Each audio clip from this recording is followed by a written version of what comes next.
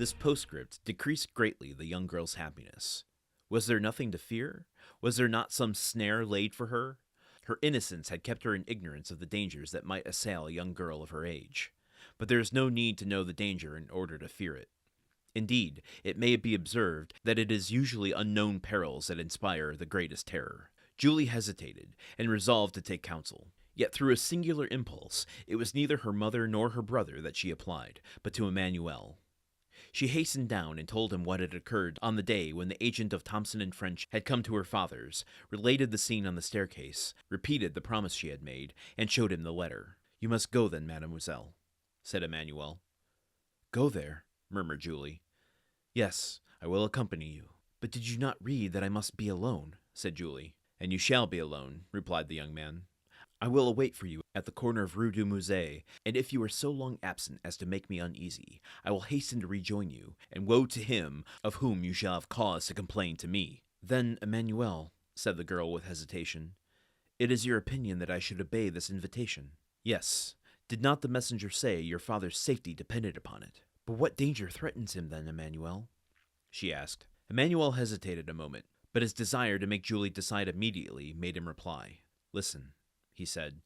"Today is the 5th of September, is it not?" "Yes." "Today, then, at 11 o'clock, your father has nearly 300,000 francs to pay." "Yes, we know that." "Well, then," continued Emmanuel, "we have not 15,000 francs in the house. What will happen then? Why, if today before 11 o'clock your father has not found someone who will come to his aid, he will be compelled at 12 o'clock to declare himself a bankrupt." "Oh, come then, come!" cried she, hastening away with the young man. Okay, I am thankful that Dumas has pivoted and is leaning more into the ticking clock mystery aspect of going to his father's apartment, sending Julie to his father's apartment to get this purse rather than the ticking clock. I mean, it is still, the stakes haven't changed. It's Morel having to declare bankruptcy, and we know what that means to him. But we're not we're focusing more on the suspense of action rather than the dread of what might be coming. So I'm thankful that Dumas has decided to go in that direction rather than the direction we flirted with a few episodes ago. I still don't fully understand why Dante is waiting until the last friggin' second for this. And also, I don't fully get Julie's trepidation. I mean, I do to a degree because it's weird and mysterious and this doesn't happen to people every day. But she was told by a pretty, well, I shouldn't say trusted, but like someone in a respectable position to expect this. So it's not like she's just getting a letter out of the blue. She knew it would be coming in a few months, and a man of respect told her to follow it to the letter. So, like, why would a creditor from a firm like Thomson French be sending her to her peril in a place that she is unfamiliar with? It doesn't make a whole lot of sense to me, but a lot of Dante's plan doesn't make a whole lot of sense to me. Also, this whole Thomson French thing, it seems too easy. I think I've mentioned this before. It seems too easy to look into. In fact, hold on, I'm going to do some research on this. Give me 1 second. I should have done this before the episode, but luckily you don't have to listen to me do it. I just do a fancy little editing cut, and it'll be done. Okay, here's what I found, and I feel a little stupid.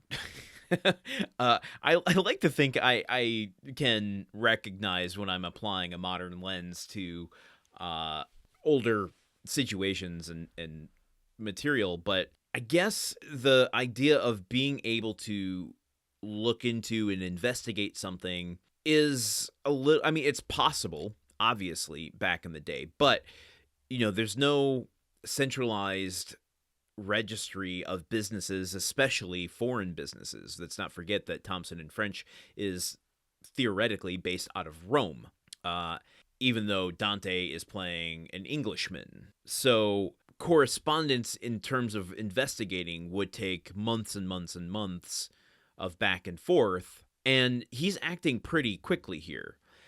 The other thing that I realized was that the people he's encountering as a representative of Thomson and French, he's not giving them any reason to investigate.